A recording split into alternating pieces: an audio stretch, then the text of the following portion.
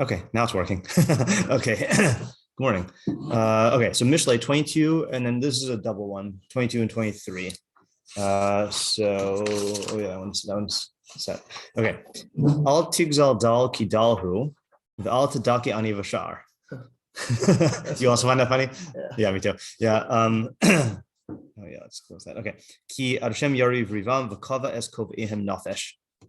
Okay, so what do you say for translation? That's a little difficult. That's not stealing, right? It is stealing. It is stealing. Gazel. So don't. Or it's more specific than stealing. What's the difference between Gazel and Geneva? Gazela is robbery. Yeah, robbery. So Al Tigzal Dal.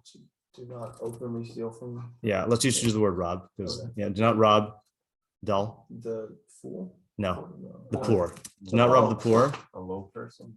Yeah, ki dalhu, Yes, he's poor. because he is poor. Okay, the al tadake ani bashar, and do not dake you shuvu ad daka, but you probably don't know what that means. That's from the to feel the Moshe. What else? Lev nishbar v'nidke adashem lo tivzeh, elokim lo tivzeh, daka. With it? No, but it is of that feeling. Crush. Okay. Odako b'medocha. Yeah. With a mortar and pestle, yeah. Al tadake ani bashar, and do not, crush the poor, bashar. Well, not in your gate. That be bashar recha. In the gate, yeah. Ki adashem yariv rivam. Because Hashem will fight their fight. Okay, now this is a weird thing. Vakava es kov ehem nafesh. So the word is strange and the syntax is strange. So the Al HaTorah BDB dictionary says it's of dubious origin. Kava, perhaps rob. Okay, dubious dub. And a synonym is gazel. Okay, so that's the plain shot. And then I want to show you a new resource. This is actually not new to me, but this is Ken's favorite dictionary. But apparently Ken found it is on Safaria. It's a Shorashim dictionary, a biblical Shorashim dictionary.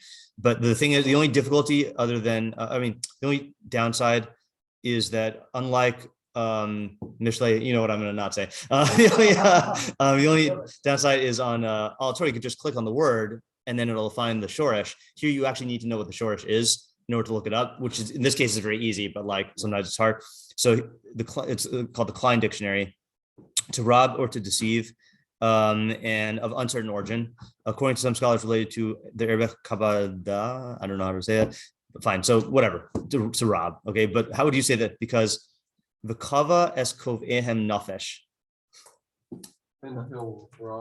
And he will rob. They're robbers. Yeah. They're robbers. Of life. Yeah, that's good. That's good. Yeah. That's good. Okay. That's kind of ambiguous even. Yeah, it is. Okay, so let's actually we'll do the minimalist one. So Mitzias Zion says kava is Inyan Gezel, Kmo Hayikba Adam Elokim. Okay, so I guess it still is very rare that it uses it. Sadigon translates on your thing, I think it's in footnotes, but dal is fakir, mish ein lo mamon. So dal is just, again, this is always the question when you have synonyms for poor. What are the implications? So he learns that dal means just poor. Okay, but then ani, he says, is maskin. That's the Arabic. Kola gam hachlashas gufa obamamado. That encompasses weakness of body or station. Ukvar beru Rabbeinu ki ani ibrit mashma l'arba inyanim. So Sadigon elsewhere explains that the word ani in Hebrew, it has four implications, or four, uses. Chushas koach, weakness of power. Chushas mamon, weakness in money. And chushas rechem, weakness of womb. And then chushas mamad matzav. And then social standing, weakness of social standing. So he's learning the second one as broad, the first one as money. Okay, what else? Targum, I think this is a straight translation. Lo stigzol lemiskana mitul demiskanahu lo tamachech anya batara. That's just a straight translation. Mitul de alaka da'in dinahon. So the only thing he changes is God will take up their din. God will judge their judgment. Okay. Umispra puranusahon denafshehon. And actually, this is different. Sorry. So 23, I should say here, 23. For God will judge their case, I guess. So it's like using riv as like kihe riv bin anashim, not riv like punching match. That's not how you punch, but umispra purnus on denapshahon, and exact. I think like exact their souls as retribution. That's how I would translate it. Okay, all right, so that is different. Okay, let's get rid of these guys. Okay, and then we have. And then there's ambiguous also who their souls is. I think it's ambiguous. Well, I think it's definitely talking about the robbers, right? Okay. Just because I don't think it would make sense to say it's talking about the poor. Exactly the poor souls. Oh, why is this all misaligned? Hold on. Why is my voice loop being lost? Okay.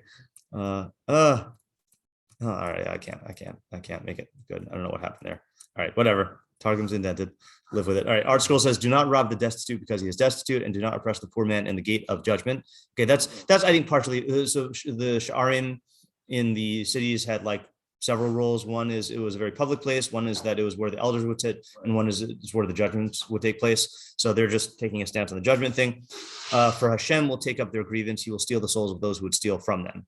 So that's he will steal the souls. So that's like robbers of life of those who would steal from them. Oh, so I guess the way you translated it, the life is a little ambiguous, right? Yeah. Which I like preserving the ambiguity, but he will steal the souls of those who would steal from them. So that's saying he's stealing the souls of the robbers. Okay. Living Enoch says, "Do not rob the poor man because he is destitute. Do not oppress the pauper in the gate, for God will fight their battles and rob the lives of those who rob them." Okay, so that's 2 on that side. Altar says, "Do not rob the wretched, for wretched is he. Do not crush the poor in the gate, for the Lord will argue their case and deprive those who deprive them of life." That's also ambiguous. That's a nice way to preserve the ambiguity. And deprive those who deprive them of life, or deprive of life those who deprive them. Yeah. All right. So that's I think that's like a built-in ambiguity here. Yeah. All right. So what are the questions and problems? Let's do our new move here. Okay. Yeah, Ali. The very beginning, do not rob or the poor because he is poor. Seems a little excessive. Okay, well, I think there's a as soon as we read it, we know there's a question there. What would be the best way to formulate the questions? When you said excessive, what do you mean by excessive? As if it's not needed. Is that you're saying extra? Right. You could just say, "Do not rob someone who is poor," or "Do not rob the poor." And it's kind of okay. So the question then is, what does the qualification add? Yeah. Okay. Yeah. Yeah. I think there's 2 ways of reading it. Yes. Saying, yeah. You couldn't be like seeing the poor person and be like, he's poor, I'm gonna rob from him. Right. As I'm saying, don't rob the poor just because, like, specifically because he is poor. Right. Or we're saying you shouldn't be robbing the poor because he's poor, and for whatever reason that's not a good idea. Right. Yeah. Like, it could be saying it could be talking about your motivation for robbing the poor. Right. Or it could be giving you a reason why not. Exactly. Okay, that's good way to put it. Right. Okay. So what is added by the qualification? That's not how you spell it. Of because he is poor. Is this addressing the motive, right, of why you would rob him? Okay. In other words, I'll rob this guy because he's poor, right? That's what you say. And then Mishlei goes, "Don't." Okay. He's poor. Yeah. No, that's the second way, right? Yeah. And then the other way, or is this I guess identifying better, not addressing, identifying. Or is this identifying a reason why you shouldn't rob him, right? So that's I'll rob this guy, right? Don't. He's poor because he's poor, right? Yeah. Does that capture what you're saying? Exactly. Okay. Yeah, it's funny. The not the Sadigon you have, but the Sadigon commentary. I'll just read you the first line. I thought this is hilarious. He says, "Loshu matir ligzo es ashirim." This is not being matir to steal from the rich, But so that's taking it as is that a third possibility? That's limiting the case, or then that's really part of. Well, I guess that's kind of in the first way of reading it. Yeah, David. Okay. What Mishlei aspect is pasuk Vav Gimel giving us? And to be clear, what I'm asking, what I'm not asking. Okay. What I'm asking is, I think couplet already has plenty of what we get in regular Mishlei way of. Yeah. We've talked plenty of times of why not to steal from poor people. Yeah.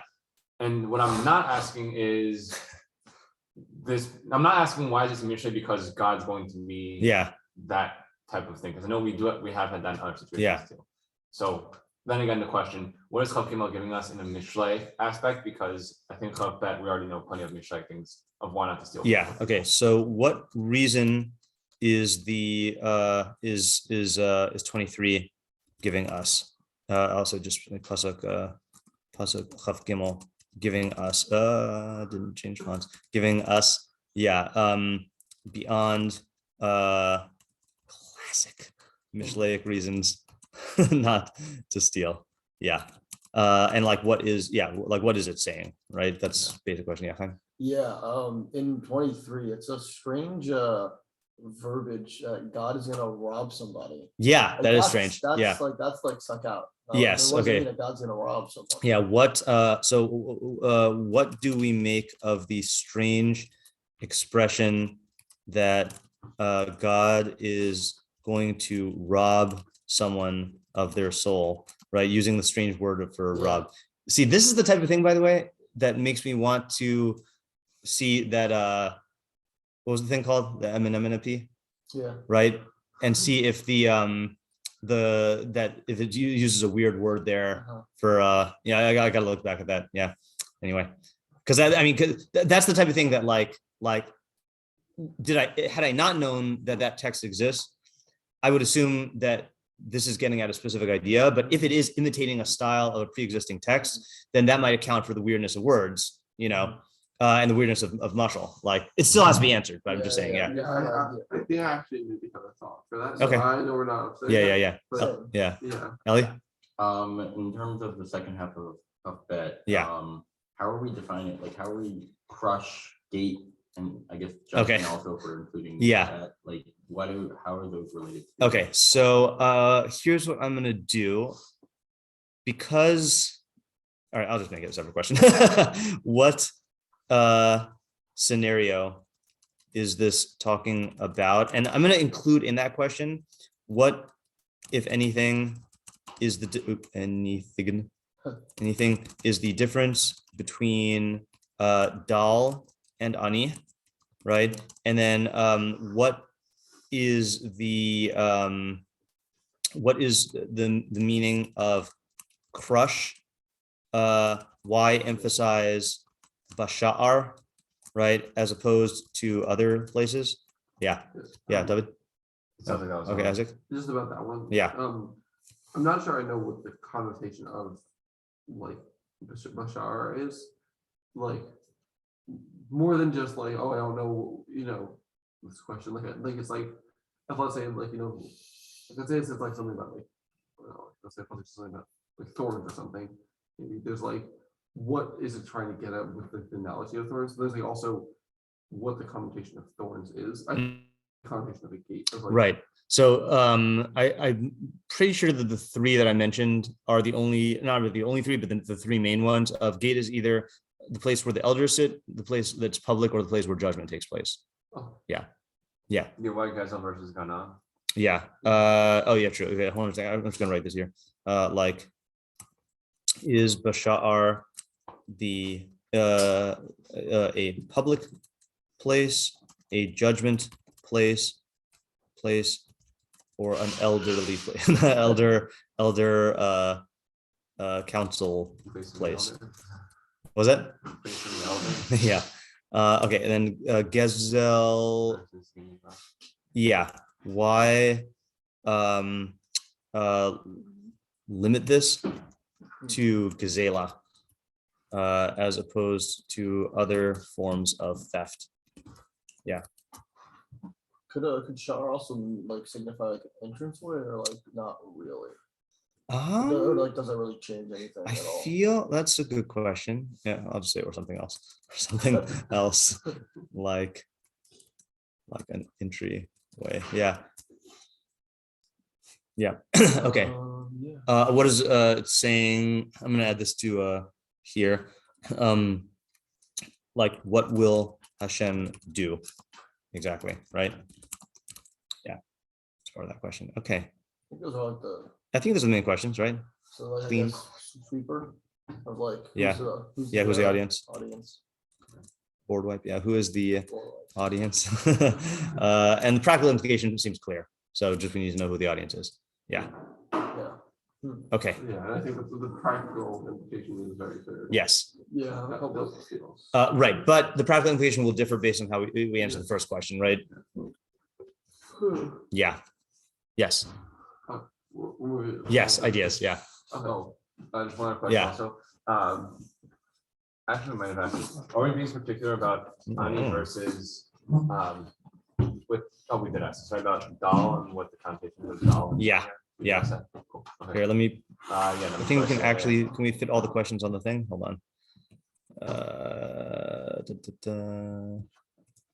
Yeah. Yay. Okay.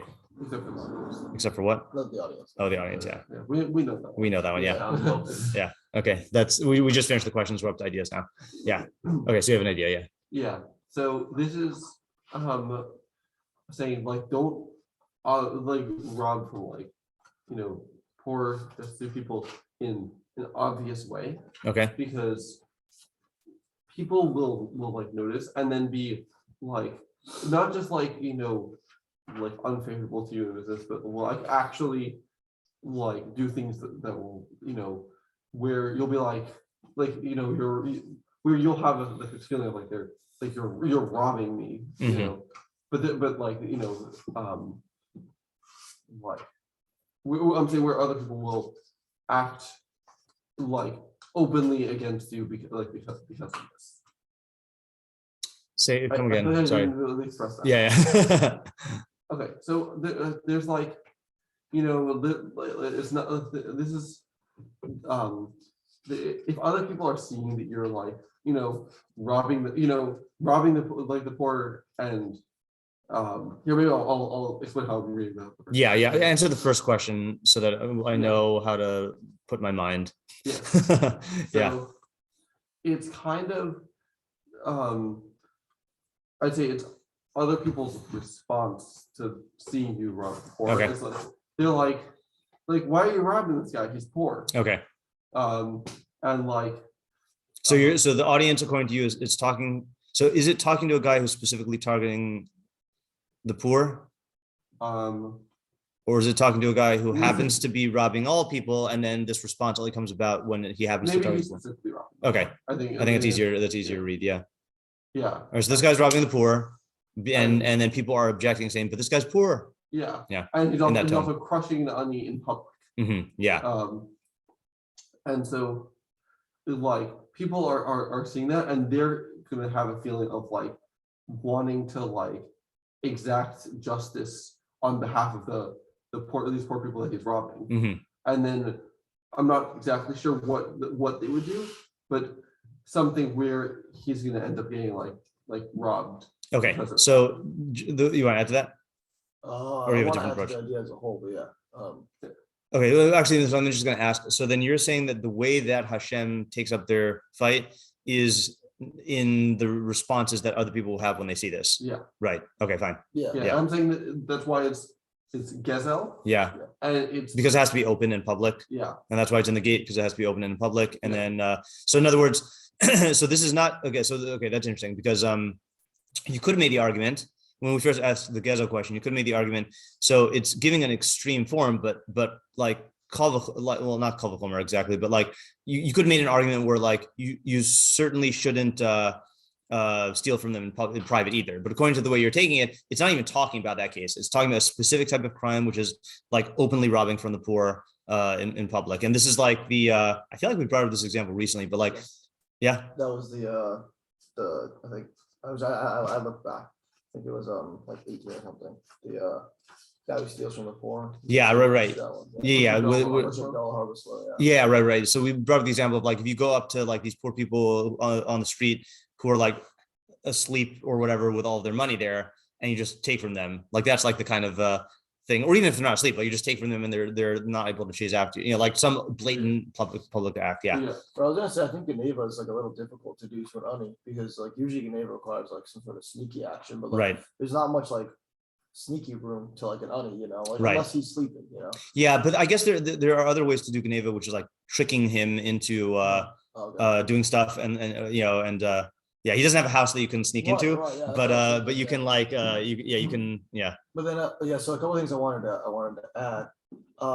Like I'm going in a very similar direction. Yeah. But I think so similar to I think one of the pshatim we gave by the guy who steals from the dole, the rich, is like people are gonna see this, right? And they're gonna be like, oh, this guy's a scumbag, he like steals from the poor. Yeah. And then I think Hashem fighting their fight is like a way of saying there's like a natural consequence, right? Yeah.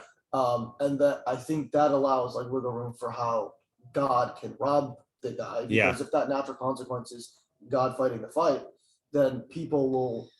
I'm not sure exactly how it all builds up yet, but like people are gonna see this guy like as a scumbag, and then either other scumbags or like someone else is gonna be like, oh, like this guy deserves it, like I'm gonna just take all his money or kill him, or like people.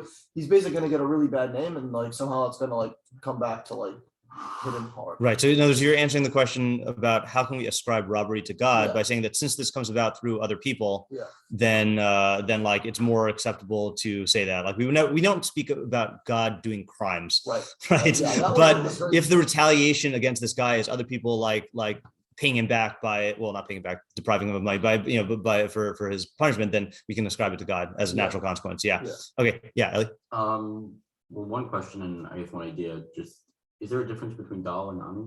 Well, we said that Sadigon said that dal is just lacking money, and then ani is a broader thing about anyone in a low position. Right. And I feel like I've heard people say the opposite also. Like you said, like dal is someone who's like low, whereas ani is specifically like lacking, So for our purposes, it sounds like anyone who's in a position where no one's going to swoop to where you think no one's going to swoop to their defense, where they can't defend themselves, Yeah. And also in the pasuk we did a few days ago or like a week ago about like it's like a year. Well, yeah. Okay. No, I didn't mean it like that. I meant like I don't remember doing this. It was, but yeah. That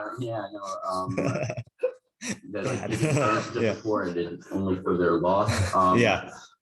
If this pasuk is meant to be somewhat connected to that one, I mean, obviously not because they're near each other, but they have similar ideas. Then why is this one focusing more on how HaKadosh Baruch Hu will respond, as opposed to just an overall loss? Right. The other one was saying that you won't gain. Is that the whole thing? Yeah. So that seems to be a more this is like addressing David's question, that the last time we talked about it, it was a more proximate cause. Like you just think you're going to get something out of this and you're not.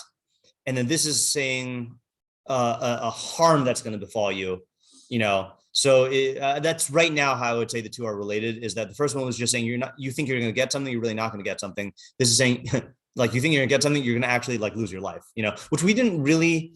Can we like flesh that out a little bit? How are people going do we really see this happening? Like, do people really go and like, beat up the person who stole from the poor? In my mind, for some reason, like it kind of, I was trying to make a connection to like the thing we said about like territories by the other dal pasuk, and that like I feel like it's very just like, I feel like again I'm trying to put myself in like movies and stuff, but like I think it's like justifiable, like if the guy is like encroaching on enemy territory, and then instead of just kind of like kicking him out, just being like, the guy's a scumbag, like let's just get rid of him, like he's like no one's gonna miss him kind of thing, like right.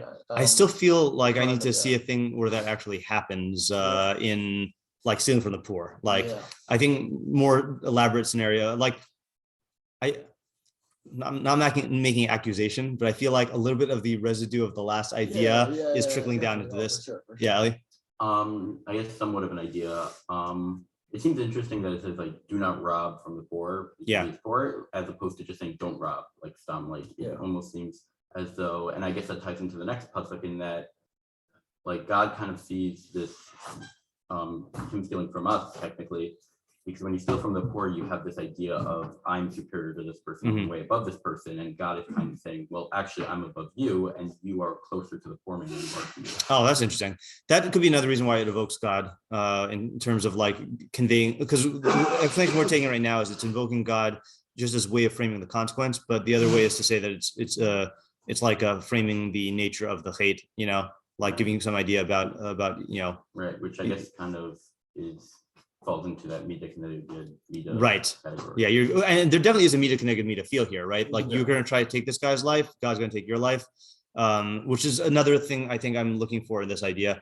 I'm going to call him David, and then what I think I want to do just in terms of the time, because I have a problem of if I wrote an article about a pasuk, it's very hard for me to shake free from it. And even though I wrote this like years ago, I wrote one based on the Rabbeinu Yonah's idea. So I think Rabbeinu Yonah is along these lines. So I think I'd like to read the Rabbeinu Yonah today. Mine's like a different idea. Okay, so let's hold off on that for now. Yeah. Will you remember for tomorrow? I hope. Try it. Yeah.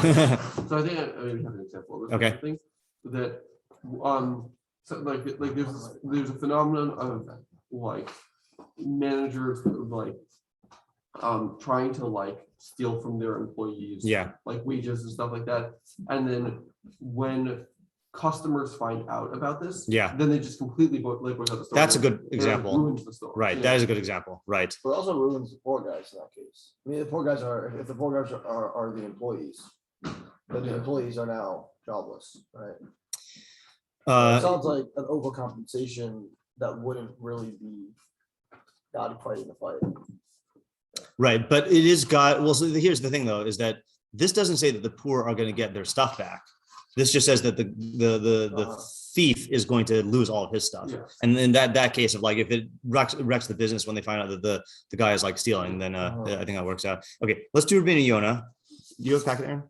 Might be not, but I do have a Rabbeinu Yonah. Oh, you really? Yeah. Is this a new? I've never seen this. Is it Art Scroll Mishlei? Yeah. Wow. Interesting. Okay. Wow. Good for them. Okay. Good. All right. Okay. Let's do Rabbeinu Yonah, who is on the left side in our. Yeah. Wow. Okay. Interesting. Okay. Al tigzal dal kidalhu mitzad shuhu dal, because he is poor. And you're not afraid that he's going to be able to save the stolen thing from your hand, right? So he just can't. He can't defend himself, basically, a defenseless person. That's what he's emphasizing. Don't oppress or crush the poor person in the gate. It's a place where the masses gather. Okay, so public place is he's saying shar. Unlike it, the also yavimto hashara ki bashar is rasi. Okay, fine. Uvira Indian. The explanation is as follows. Even though you have the ability to crush him in the gate in everyone's eyesight, and he can't save it from you, don't crush him. Okay, so that's so this is addressing a guy who says, I'm going to target the poor person in public because no one is going to do anything. Okay, so let's see what happens. Where is it now? Is it on the right? Page after. Did I miss it? No. The page after. Okay. Ki Hashem yariv rivam v'kova es koveim nafesh achresh ein hayichos bam lahatzil es nafsham miad ha'oshek u'madake. Since they don't have the ability to save themselves from the stealer and oppressor, Hashem yariv rivam. Hashem will take up their cause. Kinyan shenemar matzil ani mechazak mimenu. Like it says in Tehillim, he saves the ani from the one who's stronger than he. V'kova es koveim nafesh yikach ha'nefesh min ha'lokeach shegazal mehem mamon. God will take the soul, like he'll take the life of the person who took their money. Ki anish aladal mishpat maves bidei shamayim. Oh, interesting. So God will punish you for this theft with misa bidei shamayim. Alpha pishlo yanish al sharbne adam zulasi mamon. Sorry, Ki anish al hadal mishpat maves bidei shamayim. So in other words, if you steal from the poor, you get a death sentence from God. Alpha pishlo yanish al sharbne adam zulasi mamon. Even though if you stole from other people, the only punishment is mamon. Okay, why? Because when you steal from the poor, it's like you're taking his soul, right? I feel like that's a classic idea that Chazal say a lot, right? So that's another thing which we didn't consider in our idea, which is that that the crime. So we were emphasizing how, like, the crime is bad because you think you can get away with it, which is true. But this is worse because the effect that you're doing is much greater, because this guy could die. All right, Vashenis, and the second meaning of God will take the soul, or second reason why God will take the soul. Let's see. Hafer yira. This guy is lacking in fear. And he the scoundrel says in his heart there is no God. So in other words, this is a guy who is operating as though there's no such thing as a divine justice. And since there is no help for the poor person from other people, this guy thinks then there's no fear of God in this guy's eyes. And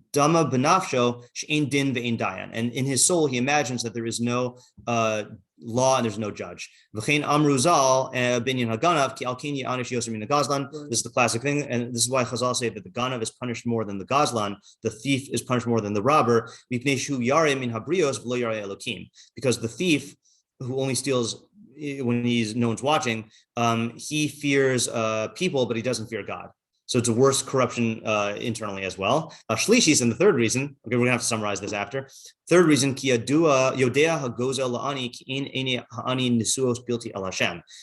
the thief knows that the poor person is his eyes only look and hope to God, meaning he's only depending on God. And that Hashem will take up his fight his fight, because no one is going to take up his judgment. Oh, that's it? Yeah, I don't know about that part. This is another interpretation. Oh, so okay, hold on, okay. So Rabbeinu Yonah was reading it as God will take up their fight because you are stealing their soul. Yeah.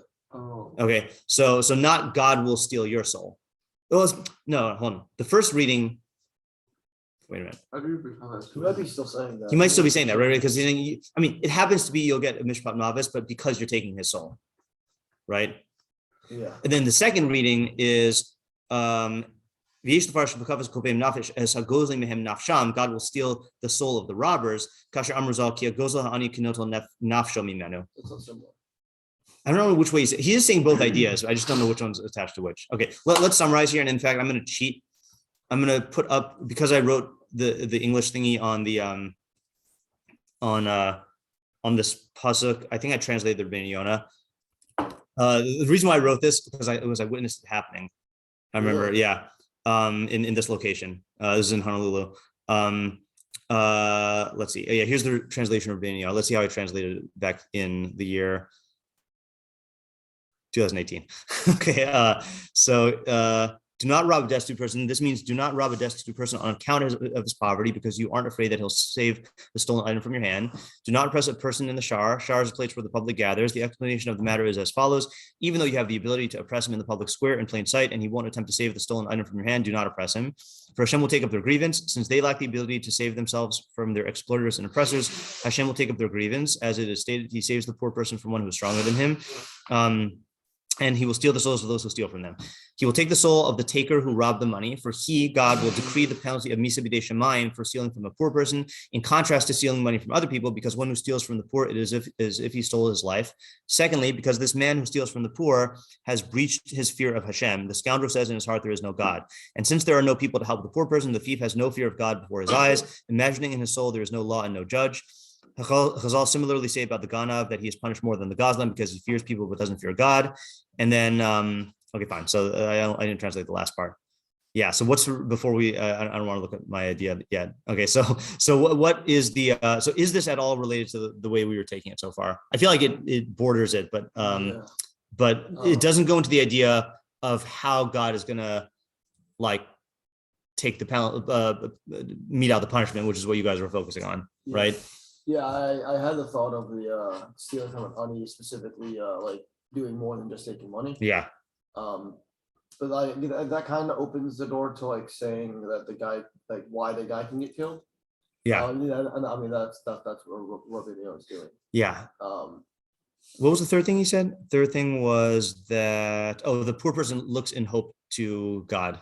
So I mean, it sounds like just the approach he's taking is focusing on stealing from the poor is much worse than stealing from other people, because he can't protect himself. You're killing him basically, right? And it is and it reflects a complete lack of yiras Hashem, because the only thing you're afraid of is other people retaliate. You would never steal a woman's purse because the police are going to come after you, but you'll steal this poor person's stuff because no one's going to come after you. So he's emphasizing the crime. You guys are emphasizing the result. Rambam is not really talking about the result at all. Yeah. Yeah. I mean, he seems to be learning it's a hashgacha, right? Like, yeah, not a natural consequence. Yeah. Could we see how I interpreted the Rabbeinu Yonah in the article? Yeah. Okay. I'm just curious now. So I'm also curious about what happened.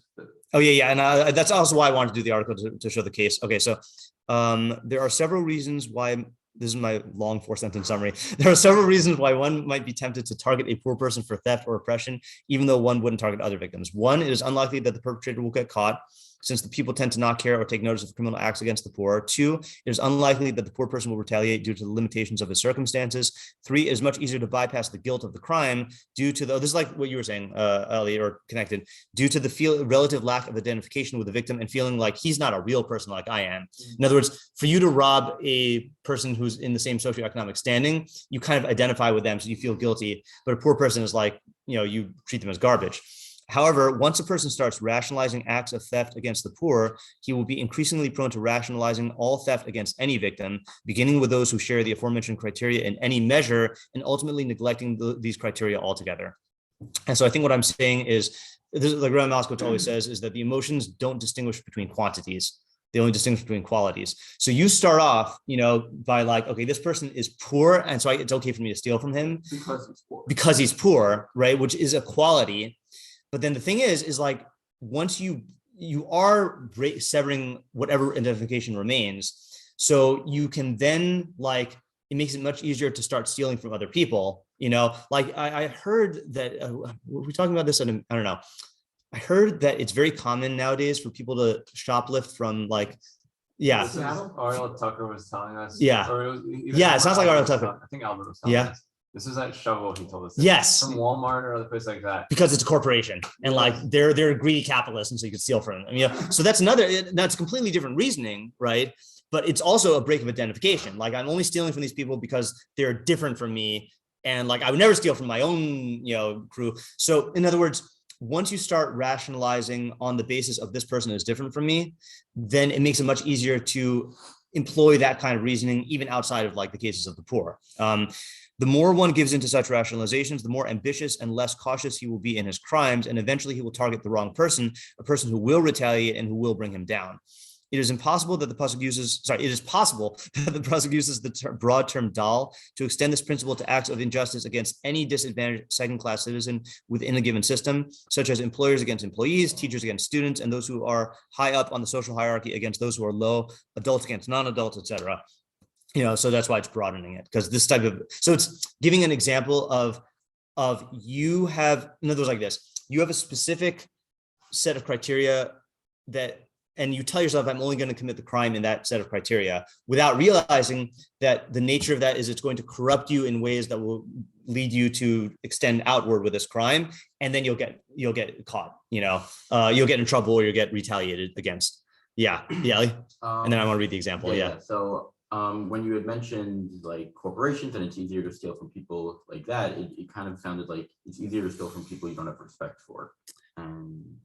So I still think I'd put it in terms of identification. It's true that if you identify with someone you have more respect, but I think the more primary thing is you victimize people who you don't feel are human. And like, if they're not like me, then they're not human. I think like it's going through that route. Right. I guess, but doesn't that kind of correlate to respect to a certain degree? I don't know. Yeah, it is related. I'm saying, I think that to me, I have to think about it a little bit more. I mean, if you said respect like in a couplet of brio sense, then maybe, but to me, respect feels too limiting, but I got to think about it a little bit more. All right, let's read the example. So again, I wrote this in the summer of 2018. My decision to write about this pasuk today was occasioned by a real life crime I witnessed a few days ago. I'm currently in Hawaii. Whenever we're here for Shabbos, we usually stay in our condo until an hour or two before Shabbos ends. Then we trek down the many flights of stairs to the street level and take a long walk until Shabbos is over. This past Shabbos, we finished our walk with some time to spare and decided to sit on a public bench on the Waikiki Strip and people watch until Shabbos was over. This was a very crowded area, crawling with tourists, mind you, and most definitely fit Rabbeinu Yonah's description of shiur in our pesukim. Okay, background info. Honolulu has a major homelessness problem. The streets in the city are covered with tents. And even in the more touristy areas of Waikiki, like the place we are currently situated, there are tons of homeless people walking around, digging through the trash, lying down on the street. I say lying down because sometimes they're asleep and sometimes they're drunk or stoned. Okay. Anyway, we were sitting on this bench near the public walkway and noticed a homeless person lying down, okay, i.e. sleeping drunk or stoned, on the grass about 30 feet away. We almost missed him because the green sleeping bag he was covered with blended in with the grass. Right next to his head, he had a plastic shopping bag filled with his belongings. Usually the poor people in Hawaii use bags filled with their belongings as a pillow, which is a more effective strategy for protecting valuables, but this guy just had it next to his head. Out of the corner of my eye, that's right, I drew a map. Out of the corner of my eye, I saw what appeared to be a local Hawaiian guy walking at a fast pace along the public path from west to east in the direction of all the other pedestrians. He didn't look poor or anything. He had on a pair of board shorts and his bare arms and chest were covered with fancy tattoos. He wasn't carrying any belongings with him as he would if he were poor. His hair wasn't matted. His face wasn't dirty. Judging by appearances, he was just a regular local Hawaiian surfer dude. Suddenly, the surfer dude veered off the path, walked right up to the poor person and snatched the bag from behind his head. Without breaking his pace, he rejoined the pedestrian flow and quickly vanished into the crowd. So we were sitting on the bench. Thief went like this and just took from the poor guy, right? Just took without stopping. It took us a few seconds to process what we had seen. I looked at my brother and said, did we just witness a theft? If the poor person had been awake and was aware of what was going on, I would have just assumed it was a drug deal, but he clearly wasn't in on this deal. Around 10 seconds after the theft, the poor person, either hearing or sensing the disturbance, woke up and started looking around for his bag. Okay, shortly after witnessing the theft, I had a glimmer of Mishlei intuition, but I didn't remember these pesukim until the next morning. Okay, let's apply our pesukim to this case. Like I said, the surfer dude appeared to be local and appeared not to be homeless. If we as annual visitors to Honolulu are familiar with certain dynamics of the homelessness population, then he as a local would be even more so. And it's pretty clear that this act was premeditated. Who knows whether this was his first such theft or his 10th? Either way, his theft was likely motivated and rationalized by the aforementioned criteria. One, it's unlikely he'd get caught since nobody, neither the police nor the locals nor the tourists was going to stop him from stealing a plastic bag from a homeless guy. Two, it's unlikely that the victim would retaliate since in this case he was sleeping and wouldn't be aware of his theft until long after the thief fled the scene. Three, and it's easy to bypass the guilt of the crime since he's just a bum. Okay, will the thief feel he got away with it? Yes, especially because I didn't realize this was so long. Okay, I realized I was going to read, whatever. Yes, especially because he committed this crime in plain view of the public. Will this strengthen his feeling that there is no law and no judge? Yes, regardless of what his conscious morals and ethics are. Will his greed and ambition for free loot grow? Yes, regardless of whether this guy's bag was filled with valuables or not. Will all these feelings embolden him to commit similar acts of theft in the future? Yes, because why should he stop? Will he become less vigilant and more daring with each subsequent act of theft? Yes, it's human nature. Will he become increasingly willing to rationalize acts of theft beyond the limited parameters of the crime we witness? Yes, as Chazal aptly said, this is the craft of the Yetzer Hara. Today it tells you do this, and tomorrow it tells you do that, until eventually it tells you to worship Avodah Zarah. It is not too difficult. Here's the end of the article. It is not too difficult to imagine this guy in the not so distant future attempting to steal another bag from a homeless person, or the belongings stored under a beach towel by a beach-going tourist, or an item from a local shop while the owner momentarily looks away. That's the key point, right? And on that unlucky day, surfer dude is going to get caught red-handed, and the homeless person stabs him with a knife, or the tourist calls the local police, or the shop owner's clandestine shop guard out front grabs him, puts him to a headlock, and gets him thrown in jail. This is Mishlei Mida Keneged Mida in action. We live in a world of lawful cause and effect, and our own psyche operates by lawful cause and effect. Attempt to ignore, neglect, or bypass these divinely authored laws, and it'll only be a matter of time before the consequences catch up to you. This is why I thought that your idea was the Rabbeinu Yonah, because I took your approach, but weaved it into the Rabbeinu Yonah into one idea. But yeah. Sorry, I just, that was an unusual Mishlei thing where I just sorry. Yeah. Yeah, go ahead, Aaron. Yeah. Who did we say the pasuk was talking to? So it's talking to a guy who thinks he can get away with robbing the poor because no one's going to come after him. And he even thinks he could do it in public. Why wouldn't you think it's just talking to a regular thief? Yeah. And meaning he's going to steal from somebody that's anybody at his level. But the pasuk is saying, don't steal from somebody that's that can't defend themselves. Yeah, so you can learn it that way. That's the we said that either the audience of Mishlei saying, I'm going to rob this guy because he's poor, and Mishlei saying don't. That's the way we took it. Or the other way is, I'm going to rob this guy, and then the pasuk saying, don't rob him because he's poor. And I think we should explore that approach tomorrow. Because I think I could see that in the Rabbeinu Yonah as well. Yeah, David? It's not an idea. Yeah. When you were reading that second to last paragraph. Yeah. Of how he's going to get like caught by the store owner or something like that. Yeah. Like, yeah, get him. Yeah. And that's, by the way, just in case you ever think you want to steal from store owners in Hawaii, they usually have, not that you're going to do that, they usually have some, like the good stores have some like big Samoan dude, like just posing, like just hanging out in front of the store. And like, if you don't know any better, you're going to think that he's just a tourist, but he's like watching to make sure people don't steal. So yeah. But like that exact phenomenon is like, is what I was saying is like even more than just if a person steals, if you steal from the poor, then you get everyone like that. We're like, everyone's rooting for you to be taken down. Yeah. And by the way, this last paragraph that I said here, I think is very important from a Mishlei methodology perspective. Viewing other people retaliating as God implementing justice is how Mishlei is trying to get you to see the world, right? And that when this guy is neglecting his psyche's ever increasing ambitions to steal more and more and more, and then when people retaliate, that's all Hashem authored those laws. Like that is God enacting justice. So yeah. All right. So tomorrow, hopefully remember your idea, and we'll explore that, and then explore I think similar along like what Ellie was saying, and then Aaron's second part. Okay. Do you want to summarize it? You know what? Ordinarily I would, but because I wrote an article on it, I don't think there's much point in me summarizing it. Yeah. Okay. Yep. Have a good. Thank you. Yeah. Thanks. By the way, this is not